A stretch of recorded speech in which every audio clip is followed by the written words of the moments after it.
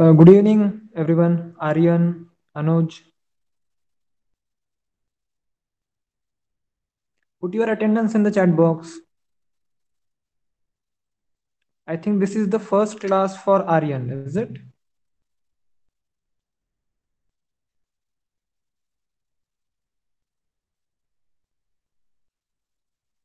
Put your name in the chat box, Aryan Natsankar.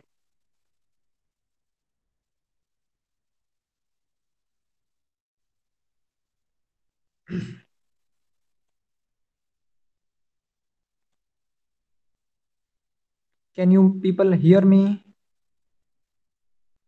तुम्हाला माझा आवाज येतोय का? आर्यन, अनुज.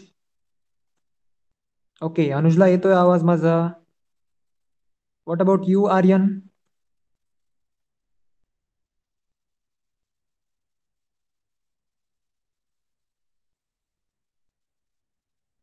Okay, good. नाउ आर्यनने पण त्याची अटेंडन्स लिहिलेली आहे. Good.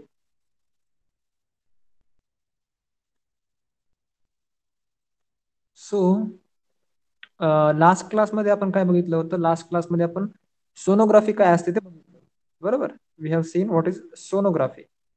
So sonography is a technique which is used to find the cause of swelling, infection, pain, etc.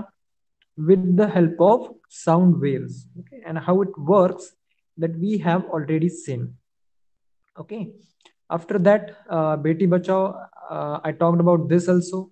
Now our next topic is human ear. Okay, इंसान का जो कान है इसका स्ट्रक्चर, इंटरनल स्ट्रक्चर जो है वो कुछ इस तरह का रहता है, as you can see in this picture. So this is our outer ear. Okay, this is middle ear and this is the inner ear. Okay, so the ear is divided into three parts. So what is function of each part we are going to see in the upcoming paragraphs. So the ear is an important organ of the human body. We hear sounds because of our ear. When sound waves fall on the eardrum, it vibrates.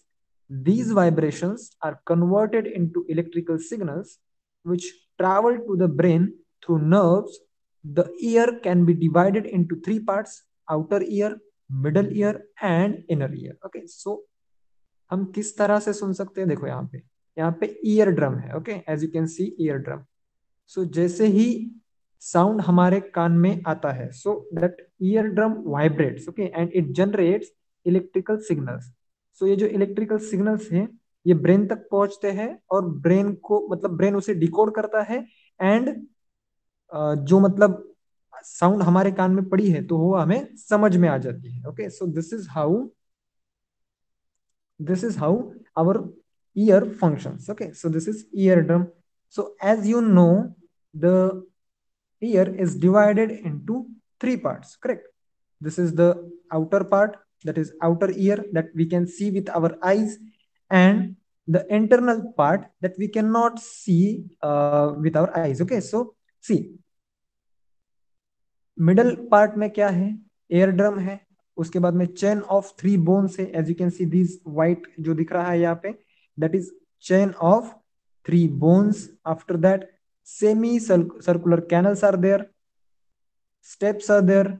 After that, cochlea is there. Okay, after that,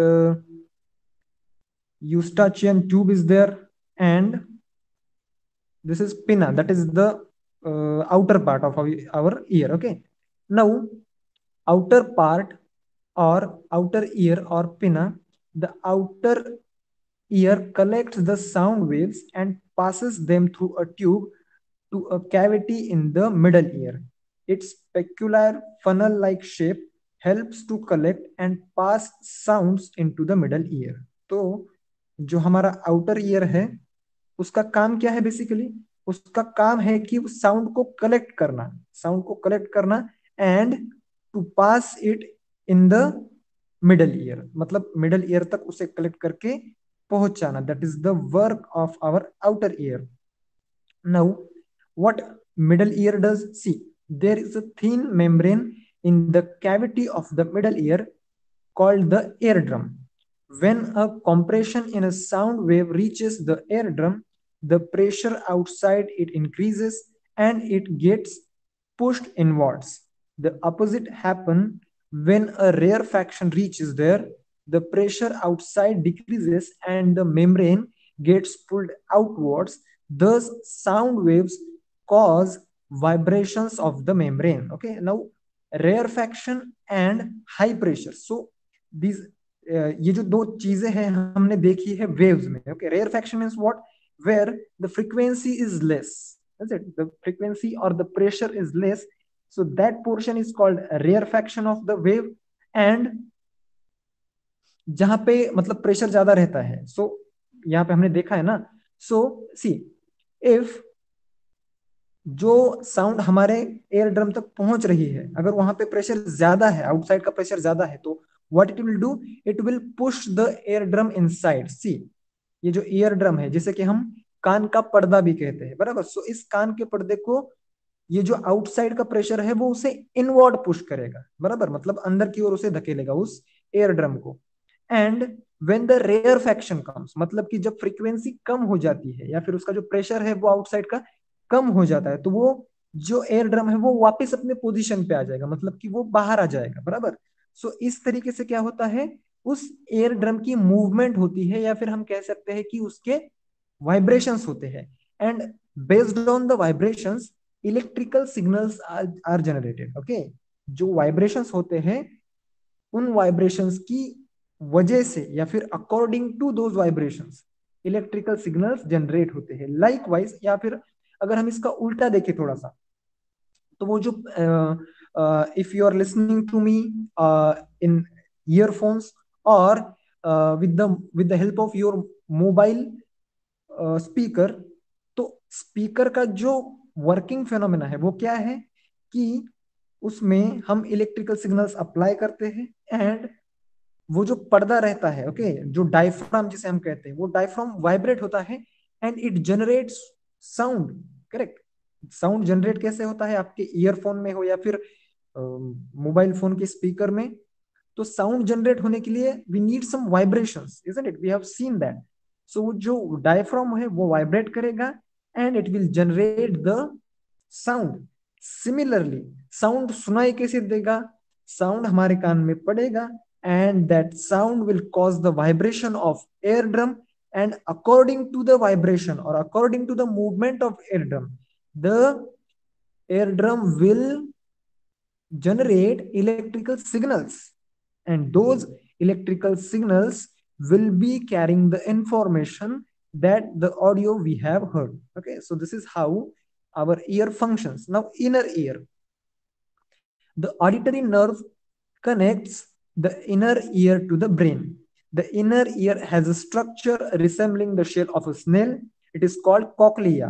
The cochlea receives the vibrations coming from the membrane and converts them into electrical signals, which are sent to the brain through the nerve.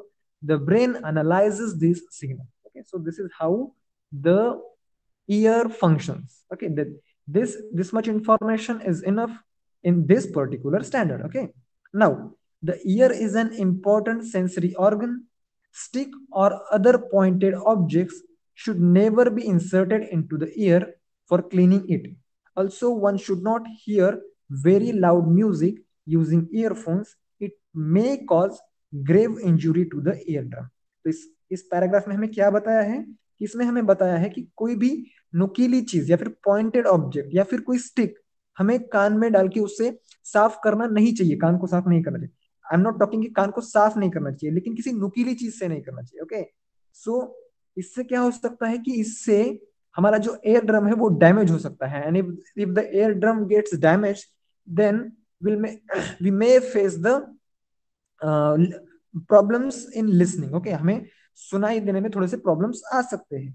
उसी के साथ साथ headphones भी हमें ज्यादा मतलब ज्यादा volume करके उनमें हमें नहीं सुनना चाहिए. Okay, so that may also damage the eardrum. Okay, so I don't know whether you are known about this fact or not, but अगर आप ईयरफोन को ज्यादा देर देर तक कान में रखते हो, मैं इन ईयर जो हेडफोन ईयरफोन्स रहते हैं ना, जो कि हम ईयर के अंदर पुट करते हैं, सो उन ईयरफोन्स की बात कर रहा हूँ। अगर उस उन ईयरफोन उन ईयरफोन्स को अगर आप 1 घंटा या फिर 2 घंटा ऐसा अगर आप कान में रखते हो, so it increases the number of bacteria in your ear. Okay, so ज्यादा देर तक हेडफोन पे सुनना भी अच्छी बात नहीं है, एंड ज्यादा मतलब ज्यादा वॉल्यूम पे वेरी लाउड म्यूजिक भी सुनना अच्छी बात नहीं है। Okay, so you should avoid doing such things in order to protect your eardrum for the longer period. Okay, now we have some solved examples here. Okay, now people are joining right now, I think. Okay, so this is very late to join, Avigna. Okay, सब लोगों को time पे आना है। आप लोगों को अगर याद नहीं रहता है, so you should set a reminder, you should put a alarm. Okay, आपको एक अलार्म लगाना चाहिए, 6:55 का अलार्म लगाना है अगर 7 का क्लास है तो। ठीक है, सो एग्जाम्पल सॉल्व करना है। एग्जाम्पल सॉल्व करने से पहले आपको कुछ फॉर्मूलाज याद होने चाहिए। सो वो जो सारे फॉर्मूलाज है हम इसी एग्जाम्पल्स की मदद से रिवाइज करेंगे। अभी ये एग्जाम्पल जो है सॉल्व एग्जाम्पल्स, कुछ मैं सॉल्व करूंगा, कुछ मतलब आप तो सॉल्व कर ही पाएंगे देख के, लेकिन जो हमारे क्वेश्चंस दिए हैं चैप्टर के पीछे, उन चैप्टर के पीछे के जो क्वेश्चंस है उनमें से कुछ क्वेश्चंस को मैं सॉल्व करूंगा, लेकिन बाकी के जो क्वेश्चंस है वो आपको ही सॉल्व करना है। सो पे अटेंशन। ओके, मैं तुम लोगों को सजेस्ट करूंगा कि आप लोग एक पेन और नोटबुक लेके बैठिए ताकि आप फॉर्मूलाज लिख सको। ओके, फॉर्मूलाज लिखना है सिर्फ, पूरा सॉल्व एग्जांपल लिखने की जरूरत नहीं है। Is that okay? I hope everyone is having a pen and a notebook. Okay, बताओ सब लोग, चलो, have you taken the pen and notebook? Okay, good. Jay, चलो बाकी लोग बताओ।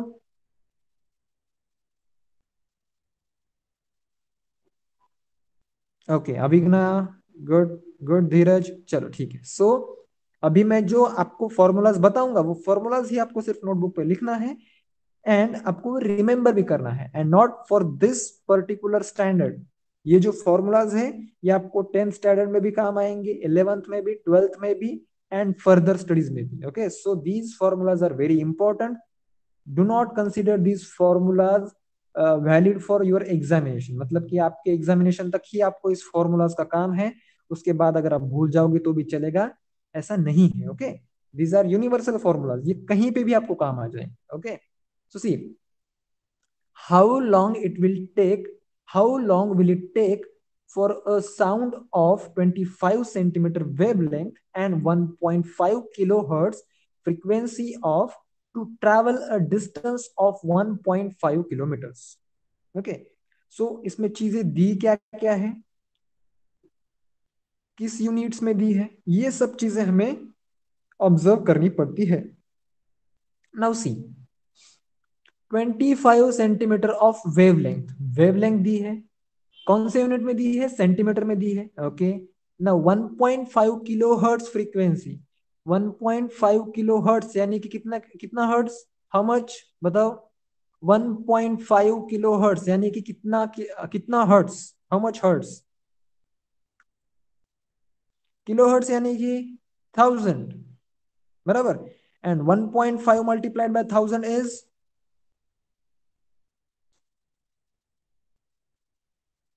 How much? I need response from you. 1.5 kilohertz of frequency means how much hertz?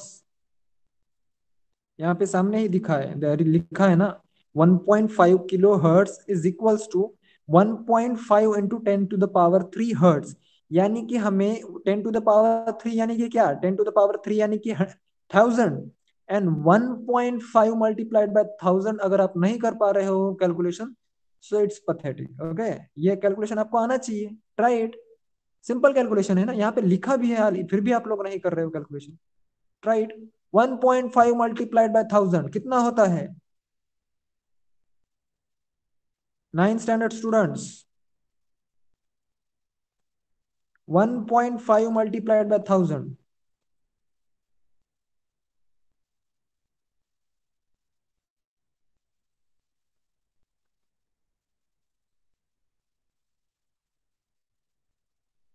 No one? Okay, Jay, अभी बाकी लोग आंसर्स देंगे।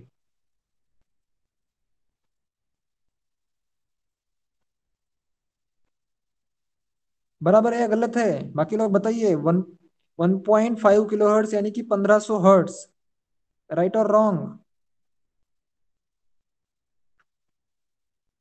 मुझे सबकी तरफ से आंसर चाहिए। I need answer from everyone. Aryan, Avigna, Dheeraj, Anuj, what you people are doing?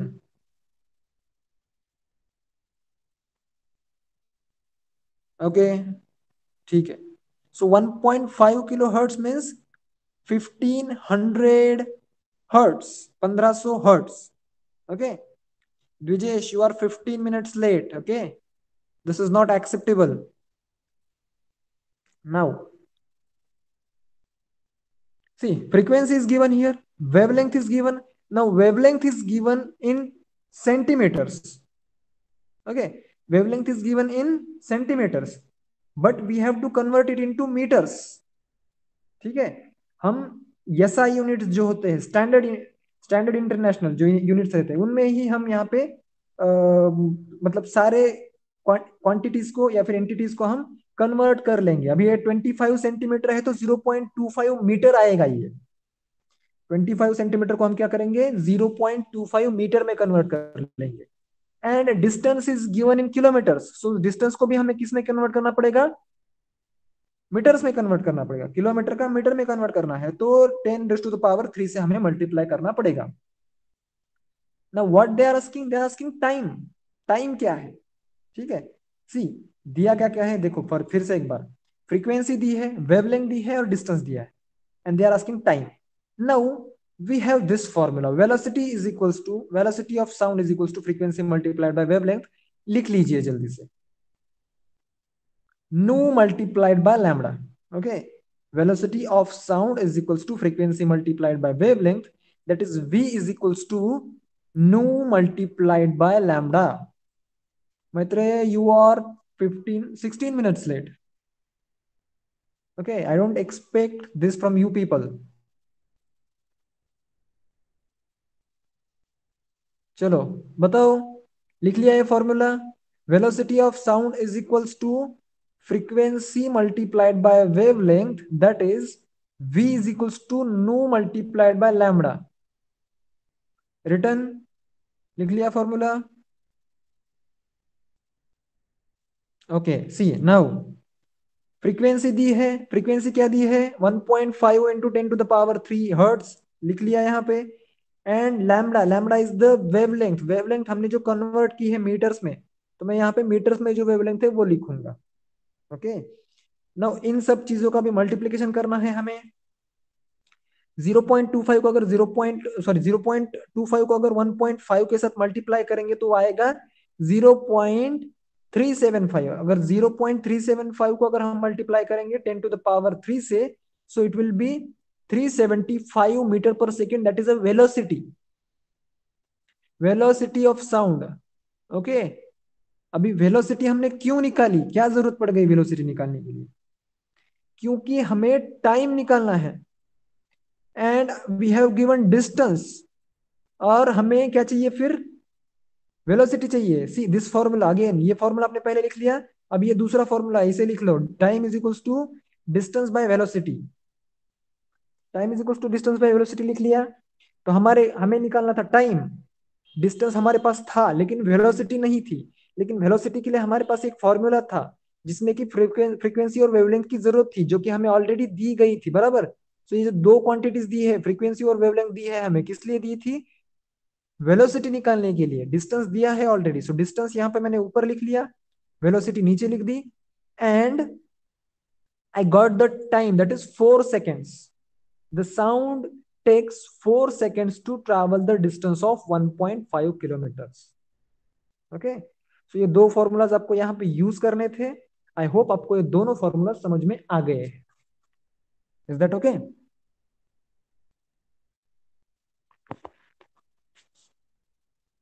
Now let's go to the next example. See what is given here and what is asked. Ultrasonic waves are transmitted towards downwards into the sea.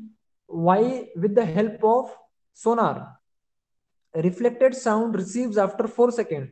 What is the depth of the sea at that place. Velocity of sound in sea water दिया है 1550 metre per second. क्या दिया है? Time दिया है, velocity दी है। Now you have formula. What formula is that? Time is equals to distance by velocity. बराबर, टाइम है, वेलोसिटी है, what we have to find? We have to find distance.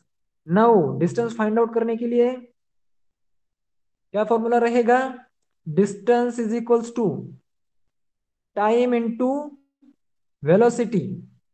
बराबर, distance is equals to time into velocity. Time है हमारे पास, velocity है, लेकिन ये जो टाइम है, ये टाइम है रिफ्लेक्टेड साउंड का, मतलब साउंड को जाके वापस आने में 4 सेकेंड्स लगे हैं।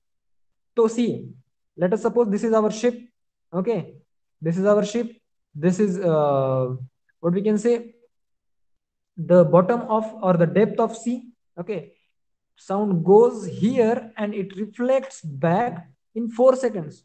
तो साउंड को यहां तक पहुंचने के लिए कितने टाइम लगेगा? 2 सेकेंड्स लगेंगे। वापस आने के लिए 2 सेकेंड्स लगेंगे। मतलब कि अगर हमें डेप्थ मेजर करनी है तो सिर्फ हमें टाइम कितना लेना पड़ेगा? 2 सेकेंड्स ही लेना पड़ेगा। 4 सेकेंड्स हम टाइम नहीं लेंगे। बराबर, 4 सेकेंड्स टाइम जो है वो रिफ्लेक्टेड वेव का है, लेकिन उस साउंड वेव को उस सी के डीप पॉइंट तक पहुंचने के लिए सिर्फ 2 सेकेंड्स लगेंगे। बराबर, तो यहाँ पे क्या टाइम क्या रहेगा? 2 सेकेंड्स। वेलोसिटी रहेंगी 1550। So use this formula, distance is equals to velocity multiplied by time, that is 3100 meters. Depth of the sea at that place is 3100 meters or 3100 meters. Okay, बाकी लोगों को समझ में आया? बताओ बाकी लोग। Yes, okay, Jay, good.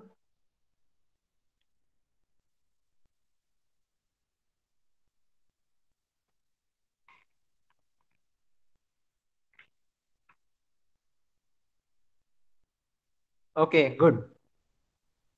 So हमारे पास जो बेसिक दो फॉर्मूलाज है, उन फॉर्मूलाज पे बेस्ड ही हमें प्रॉब्लम्स पूछे जाएंगे। सिर्फ थोड़े से घुमा के प्रॉब्लम्स पूछे जा सकते हैं, जो कि यहाँ पे दिया था। Okay, now sound waves of wavelength 1 centimeter have velocity of 340 meters per second in air. What is the frequency? Can this sound be heard by the human ear? Okay, तो यहाँ पे दिया क्या है देखो, वेवलेंथ दी है, वेलोसिटी दी है एंड फ्रीक्वेंसी पूछी है। तो हमारे, मैंने जो आपको पहला फॉर्मूला लिख के दिया था ना, velocity is equals to wavelength multiplied by frequency. हमें फ्रीक्वेंसी निकालनी है तो क्या करना पड़ेगा? वेलोसिटी बाय वेवलेंथ अगर हम करेंगे, वेलोसिटी बाय वेवलेंथ अगर हम करेंगे तो हमें क्या मिलेगा? फ्रीक्वेंसी मिलेगी। लेकिन उससे पहले सी, v is equals to nu by lambda है, nu is frequency, lambda is wavelength. We want to find out nu, so nu is equals to v by lambda. lambda यहाँ पे चला जाएगा। बराबर, तो ये जो वेवलेंथ है इसे पहले हमें कन्वर्ट करना पड़ेगा in the proper unit, that is in metres. तो मीटर्स में अगर हम 1 सेंटीमीटर को अगर हम मीटर्स में कन्वर्ट करना चाहे तो it can be like 1 multiplied by 10 raised to the power -2, or it can be 0.01 meters। Correct, 0.01 metre ऐसा भी आप लिख सकते हो, कोई प्रॉब्लम नहीं है। Now velocity of sound metres per second में दी है, which is acceptable, we can put it as it is. So 340 divided by 1 multiplied by 10 to the power -2, और ये जो 10 टू द पावर -2 ऊपर जाएगा तो it become 10 to the power 2, that is +2. Okay, so 340 multiplied by 10 to the power 2 will be the frequency of that sound. Now that frequency is equals to 34,000 hertz, which is not audible to the human ear, isn't it? This sound cannot be heard by human ear because this is the frequency that is higher than 20 kilohertz, and therefore this sound cannot be heard by the human ear. Okay, चलो ठीक है। Now the sonar technology was first developed during World War I to detect enemy submarines. This technology can be used in air also. In fact, bats use this technique to detect obstacles in their path so that they can avoid them and fly freely even in the dark. सो ये जो सोनार technology है बहुत पहले से use में हुए मतलब use होते आ रही है। कब से? वर्ल्ड वॉर 1 से, यानी कि 1914 से। बराबर 1914 में आई थिंक वर्ल्ड वॉर 1 शुरू हुआ था, बराबर। सो तब से ये मतलब तभी ये टेक्नोलॉजी डेवलप हुई थी। One more thing I just want to tell you कि आज हम जो कुछ भी मतलब इनोवेशंस देख रहे हैं, ओके, टेक एनी इनोवेशन, मतलब कोई भी अगर आप टेक्नोलॉजी में एडवांसमेंट देखेंगे, तो वो जो एडवांसमेंट है वो पहले मतलब डेवलप अगर किसी यूज के लिए की गई थी, so that was for the use in military purposes, मतलब कि मिलिट्री में यूज करने के लिए उन चीजों को पहले बनाया गया था, एंड बाद में ये सारी चीजें जनरलाइज हुई।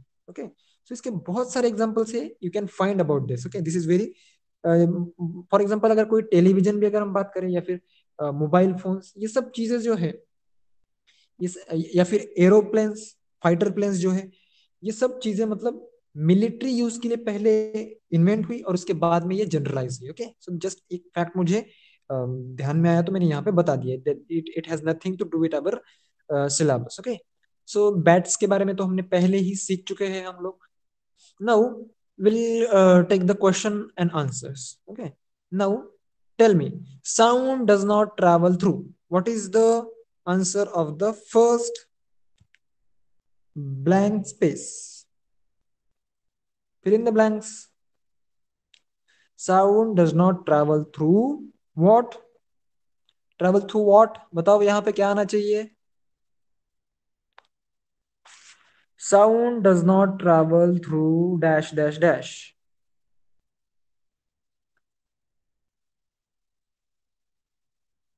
No answers.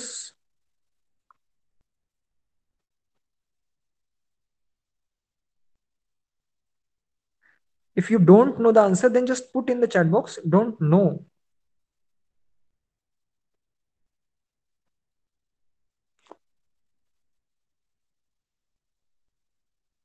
The answer is vacuum. Okay, sound cannot travel through vacuum. Now why sound cannot travel through vacuum? Sound vacuum में travel क्यों नहीं कर सकता? No, spelling it not right, I think, Maitreya. Okay, spelling is something different. Vacuum की spelling ये नहीं है। Okay, vacuum की स्पेलिंग जो जय ने लिखी है ना,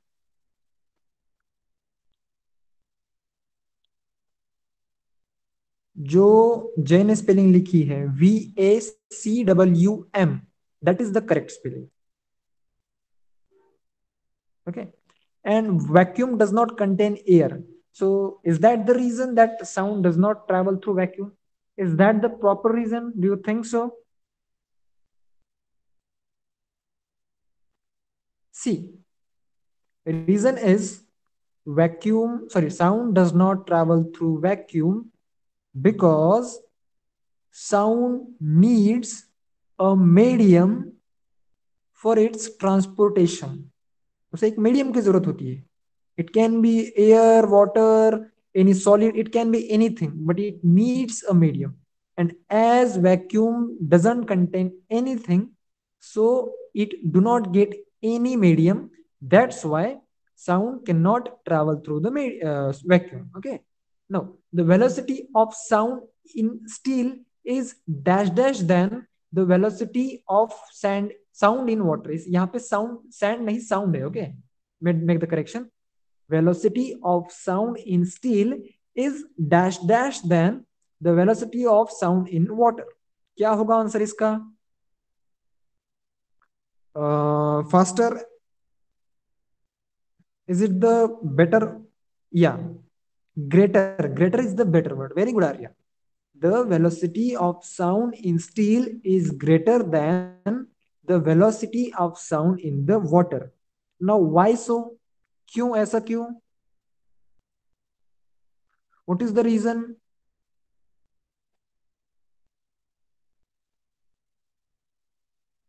What is the reason?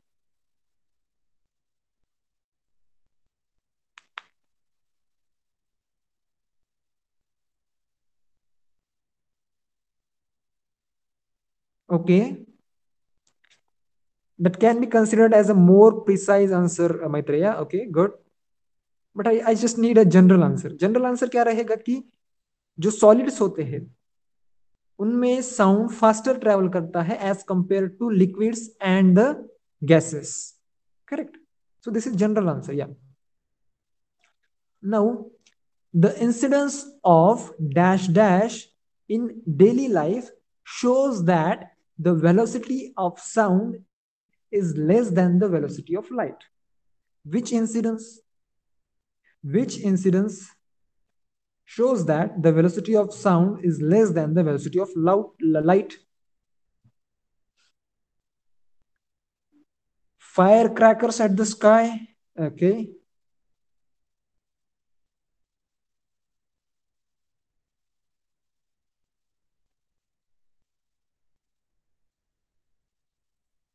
Okay. Thunderstorm. Thunderstorm is the correct answer, not thunder, but thunderstorm. Okay, thunderstorm can be the correct answer. उसमें हमें जो लाइट होती है वो पहले दिखाई देती है और साउंड जो है वो बाद में सुनाई देता है. Okay, so thunderstorm is the correct answer. Write it there. Write answer in your book, notebook, wherever you want to write. Thunderstorm. Now, fourth one, to discover a sunken ship or objects deep inside the sea, dash dash technology is used.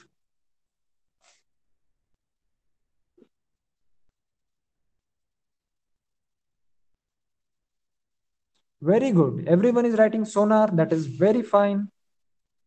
Okay, good. तो अभी ये जो तीन questions दिए हैं ना यहाँ पे, एक्सप्लेन गिविंग साइंटिफिक रीजंस, तो इन तीन क्वेश्चंस के लिए मैं आपको आपका माइक ऑन करने के लिए बोलूंगा. ओके, जिसको भी आंसर देना है, put your name in the chat box. I'll call your name and then you can turn on the mic and tell me the answer. Okay, चलो. तो first question is, the roof of a movie theater and a conference hall is curved. What is the reason? What can be the scientific reason? गलत answer दिया तो भी कोई problem नहीं है. Mic पे बोलना सीखो. ओके, कोई प्रॉब्लम नहीं है. Let the mistakes happen. Mistakes होने दो. Who is gonna give the answer of first question? Answer आता नहीं है या फिर आंसर माइक पे देने से डर रहे हो? What is the reason? If you don't know the answer then I will tell the answer. Okay,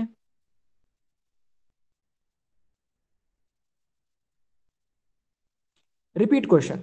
The roof of a movie theater and a conference hall is curved. चलो, जय ने पहले नाम लिखा है, तो Jay you can turn on your mic and you can. Okay. Yes, sir. Am I audible? Yes, yes, yes, Hello. Jay. Yes, go ahead. The roof of the movie theater as well as the conference hall was intentionally made curved. This is done so that the sound produced can be reflected from the roof. Okay, fine, very good. Okay, you can turn off your mic now, Jay. Very good. Okay, so see, क्यों उस तरह से बनाए जाते हैं वो ruffs? Because the sound should be reflected and it should reach the audience uniformly. मतलब कि सब ऑडियंस को अच्छे से सुनाई दिए और उसका रिफ्लेक्शन अच्छे से हो, इसलिए उसके जो सीलिंग्स रहते हैं या फिर जो रूफ हम जिसे कह सकते हैं, they are curve. Now the intensity of reverberation is higher in a closed and empty house. Who will answer this? Dvijesh, do you want to answer this? Second question. See, even if you don't want to give answer in English, you can talk in Hindi. In worst case, you can talk in Marathi. But it is necessary to give answers. Dvijesh, go ahead. Hello, sir. Am I audible? Yes, yes. In a closed and empty house, there is absorption of sound only by the floor and ceiling. Okay. Okay. Are you done? ठीक है। सो um, Dwijesh ने कहा, okay Dwijesh, now you can turn off your mic. Okay good. So Dwijesh का कहना है कि अगर किसी क्लोज रूम में if you produce a sound, then जो अब्जॉर्प्शन रहेगा वो that will be because of walls and the roof only और द सीलिंग ओनली। ओके, लेकिन हम इसे थोड़ा सा रिफाइन किस तरह से कर सकते हैं कि अब्जॉर्प्शन करने वाली बाकी सारी चीजें भी तो नहीं है उस रूम में, the room is completely empty. Okay, so absorption less होगा and also the room is close, मतलब कि वो रूम बंद भी है और एम्प्टी भी है। सो इससे रिवर्बरेशन हाई रहेगा, इंटेंसिटी ऑफ रिवर्बरेशन हाई रहेगा। Now question of Maitreya is what is reverberation. So reverberation का डेफिनेशन या फिर एक पॉइंट हमें दिया है मैत्रेय। ओके, इसमें क्या होता है कि मतलब अगर साउंड बार बार रिफ्लेक्ट हो रहा है, नंबर ऑफ टाइम्स अगर उसका रिफ्लेक्शन हो रहा है, तो उसे हम रिवर्बरेशन कहते हैं। ठीक है, सो इसकी वजह से इंटेंसिटी ज्यादा रहती है in the closed and empty house. ठीक है, we can not hear the echo produced in a classroom. So who can answer this? We can not hear the echo produced in a classroom. Classroom में अगर कोई बात कर रहा है, teacher या फिर कोई स्टूडेंट, तो हम उसका इको क्यों नहीं सुन पाते, या फिर हम खुद का ही इको क्यों नहीं सुन पाते? Why we can not hear echo? Anyone? कोई भी बता सकता है। Dheeraj, Anuj, what are you doing?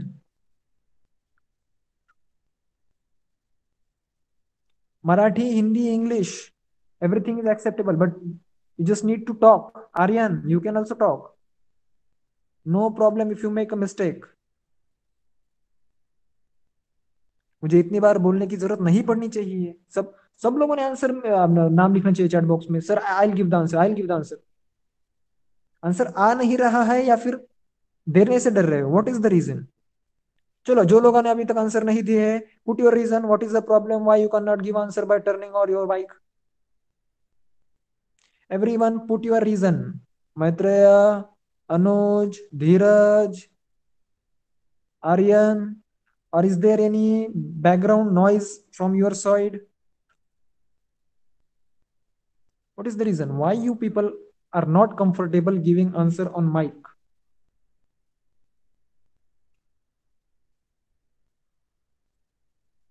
देखो, जो कोई भी रिप्लाई नहीं देगा, रीजन नहीं देगा, मैं समझ लूंगा कि वो स्टूडेंट्स वो स्टूडेंट मेरा क्लास अभी अटेंड नहीं कर रहा है, and I will inform the names to Santosh Takale sir. Okay, चलो, आंसर इतना है। Very good, no problem. ठीक है, Dheeraj is saying he doesn't know the answer. No problem. So, Anuj also you don't know. Abhigna also don't know. Okay. See, याचा answer काय माहितीये का? To listen or to hear the echo, the minimum distance should be 17.2 meters. ठीक है, अगर reflecting surface के बीच में और आपके बीच में मिनिमम 17.2 मीटर्स, 17.2 मीटर्स का डिस्टेंस है, तभी इको सुनाई दे सकता है। लेकिन हमारे क्लासरूम में 17.2 मीटर्स का डिस्टेंस नहीं रहता है। ओके, 17.2 मीटर्स का अगर डिस्टेंस रखेंगे between the student and the wall, then the classroom would be very big, बहुत बड़ी हो जाएगी। Okay, so that's why we can not hear the echo, that is the reason. ठीक है, चलो, तो अभी इस क्वेश्चन थोड़ा सा मुश्किल था, मैं समझ सकता हूं, तो आपको आंसर नहीं आया। Okay, so let's get the next question.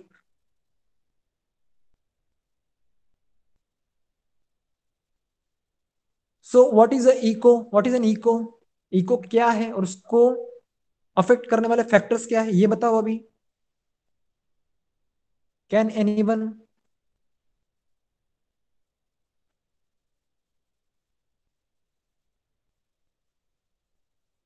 बताओ, try turning on your mic, put your names in the chat box, don't be afraid of anyone.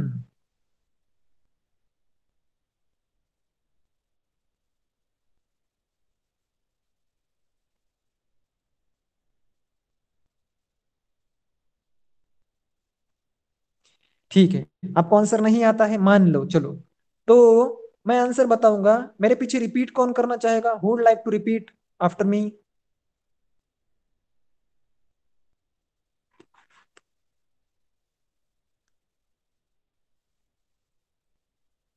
Nobody wants? Okay, Dheeraj, very good. Dheeraj, turn on your mic. Don't worry, turn on. Sir, voice is clear. Yes, yes, Dheeraj. Good. See, आता I'll tell you the answer. You'll repeat after me, okay? See, Okay. the repetition of sound caused by The repetition of sound caused by its reflection of hard surface its reflection of hard surface is known as echo. is known as echo. Good. That's it. That this is the definition of echo. Bus. You can turn off your mic. अगर किसी sound का reflection हो रहा है because of hard surface, that is called as echo. Now what are the factors affecting the echo? पहला factor तो मैंने पिछले आंसर में ही बता दिया है. Which factor? First factor is distance, minimum distance. Okay, minimum distance between the source that is the speaker and the reflector. जो चीज उस साउंड को रिफ्लेक्ट कर रही है उसके और जो इंसान बोल रहा है या फिर जो सोर्स है उसके बीच में जो डिस्टेंस है, that is the factor. That is 17.2 metres, और इन जनरल वी कैन से 17 मीटर, 17 मीटर का डिस्टेंस होना चाहिए इन दो चीजों के बारे में. Okay, now the next reason is also the size of reflector must be large enough as compared to the wavelength of the sound wave. तो साउंड वेव की जो वेवलेंथ है उससे बड़ा वो रिफ्लेक्टर होना चाहिए. Okay, for example, if if we are putting a big what we can say speaker, हम एक बड़ा स्पीकर लगा रहे हैं एंड जो रिफ्लेक्टिंग सरफेस है सामने, that is like something like what we can say a knife और स्मॉल प्लेट. ओके, एक छोटी सी प्लेट अगर रहेगी तो उससे तो इको जनरेट नहीं होगा ना. It will not cause the echo. So वो सरफेस जो है वो बड़ा भी तो होना चाहिए. It should be large enough, isn't it? वो लार्ज भी तो होना चाहिए. So that is the proper answer, I think. Now study study the construction of Gol Ghumat at Vijapur and discuss the reason for multiple echoes produced there. So आप में से कोई visit किया है Gol Ghumat at Vijapur? Anyone? Anyone visited Gol Ghumat? अगर किसी ने visit किया है सो आप लोग आपका एक्सपीरियंस बता सकते हो. ओके, अगर नहीं किया है visit, so that's okay.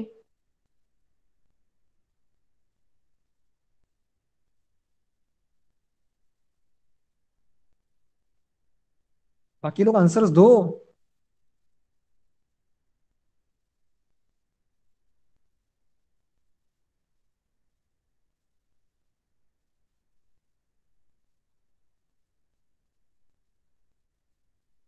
Okay, सो गोल घुमट का जो डोम है ना, जिसे हम डोम कहते हैं, that it has a very big central dome.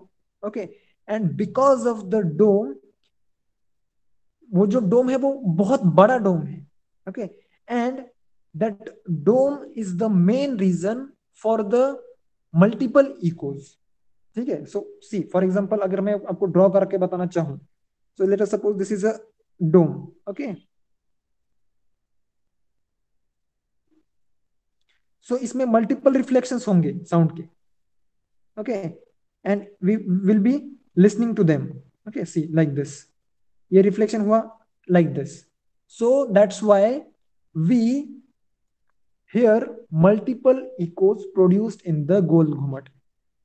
मैंने भी गोल घुमट विजिट नहीं किया है, मैंने थोड़ा सा जो स्टडी किया है इसके बारे में उससे उसके बेसिस पे मैं बता रहा हूं. Okay, now what should be the dimension and the shape of classroom? तो ये जो आंसर है मैंने पहले ही आपको दे दिया है, तो इसमें हम ज्यादा टाइम वेस्ट नहीं करेंगे. Now the speed of sound in air is 0 degree Celsius in spare sorry the speed of sound in air at 0 degree Celsius is 332 meters per second. If it increases at the rate of 0.6 meter per second, per degree, what will be the temperature when the velocity has increased to 344 meter per second? Okay, now तो ये जो answer दिया है यहाँ पे 200 Celsius, is it correct और wrong? Okay, Jay has visited Lenyadri and he has heard the echo. Good. चलो बताओ ये आंसर सही है या फिर गलत है? क्वेश्चन समझ में आना चाहिए पहले तो। क्वेश्चन आई होप आप लोगों को समझ में नहीं आया है। सी 0 डिग्री सेल्सियस पे 0 डिग्री सेल्सियस पे स्पीड कितनी है? 332 है।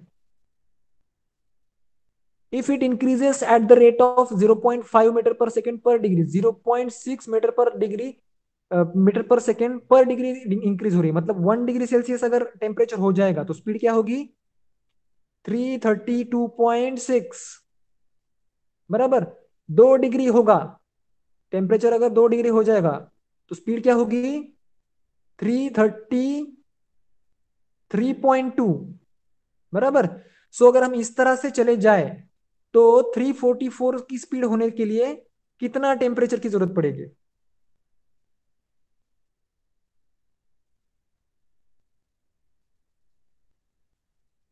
बताओ। 200 डिग्री सेल्सियस नहीं, 20 डिग्री सेल्सियस। यहाँ पे प्रिंट मिस्टेक है, 20 डिग्री सेल्सियस। करेक्शन कर लो, कैसे देखो।